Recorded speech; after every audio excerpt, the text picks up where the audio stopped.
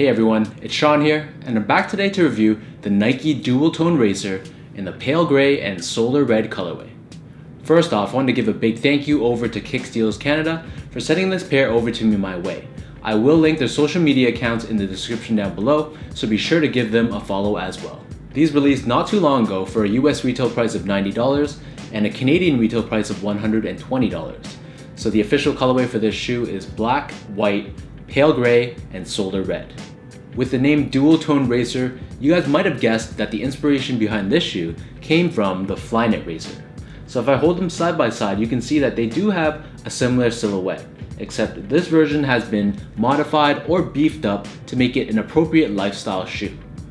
Whereas the traditional Flyknit Racer's upper is made up of, you guessed it, Flyknit, the upper on the Dualtone Racer is made up of mesh. So as you can see, this mesh is made up of a few different colors. Taking a real close look, this is done in a combination of pale gray, black, and almost like a pale green color. And they weave together to give it a sort of a darker gray look. Found on the midfoot, there is this big white Nike swoosh that's fused on top of the mesh, and this is found on both sides of the shoe. So similar to the Flyknit Racer in the fact that on one side it's one color and then on the medial side it's another, this Dualtone Racer follows suit in a similar fashion. On the lateral side and on the toe box, this mesh is done in a combination of those three colors. But when you flip the shoe over to the medial side, you'll notice that the mesh on this side is done purely in pale gray. So this gives it a nice contrast that separates this medial portion from the remainder of the shoe. Another difference between these two shoes can be found on the midfoot. So for the case for the Flyknit Racer, these featured fly-wire cables. So these fly-wire cables would originate from the base of the midfoot and make its way to the top to where the lace loops are.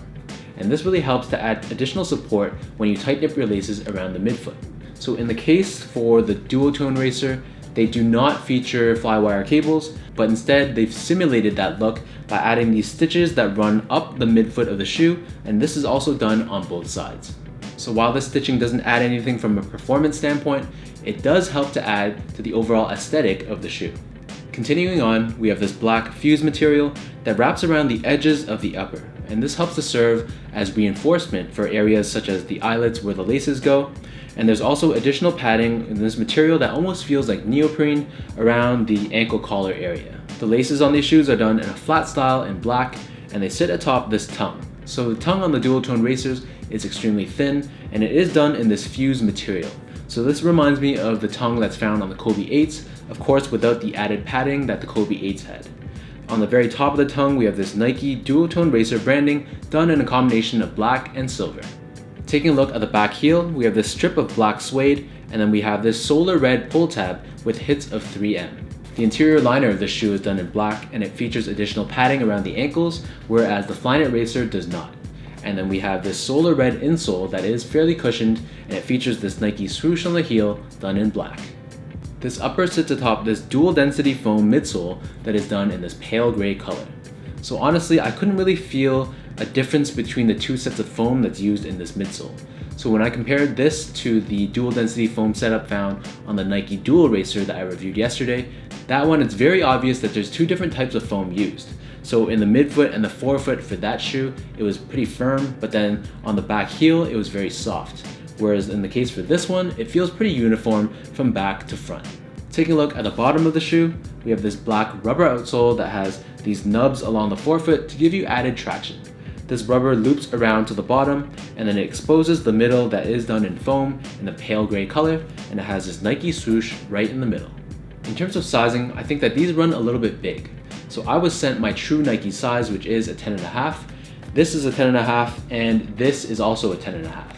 And comparing them side by side, you can see that the Dualtone Racer is much taller compared to the Flyknit Racer. Of course, we have to take into consideration that the Flyknit Racer does not have added padding around the sides, whereas the Dualtone Racer does. But still, regardless of this fact, these Dualtone Racers do fit quite long lengthwise. Trying them on feet, widthwise, absolutely no problems with this shoe. Lengthwise is where there was a little bit of a problem. So as I put my heels to the very back of the shoe and measured the space between, there was more than a thumb's width between the top of my toes and the top of the shoe. And that probably means that this shoe was a little bit too big for me. Personally for me, I'm pretty confident that going a half size down would have provided me with a better fit overall. In terms of comfort, taking a look at the midsole on this shoe compared to the midsole on the Flyknit Racer, you can see side by side, the midsole on the Dualtones is much thicker. So as a result, you can expect that the feel on this midsole will also feel different on foot.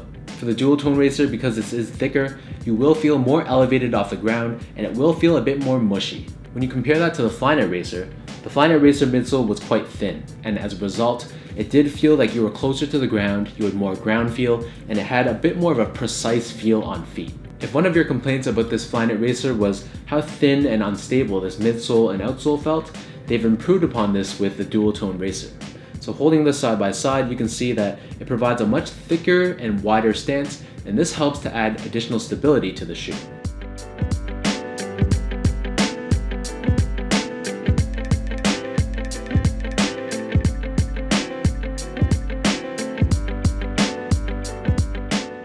So now that I've given you guys a thorough description about this shoe, I'll lace them up and show you guys how they look on feet.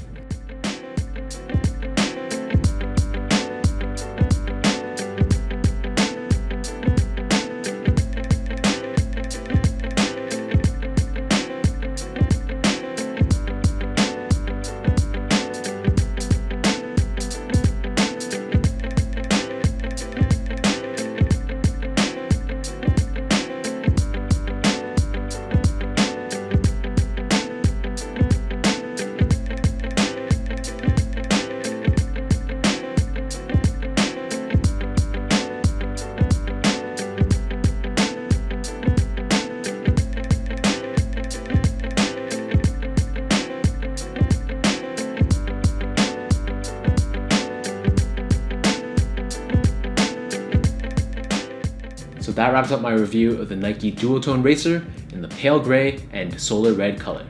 Personally, I think that considering the price point, the Flyknit Racer is $200, and if you don't have the means or if you don't want to spend that much money, this is a worthy alternative for $120. So for 40% less of the cost, I think that the comfort downgrade isn't substantial enough, and it really feels like a good choice of sneaker for just everyday casual use. Once again, I've linked Kicksteals Canada's info in the description down below, so be sure to give them a follow. And if you did enjoy this video, I'd appreciate if you can give me that thumbs up and for you to hit that subscribe button as well.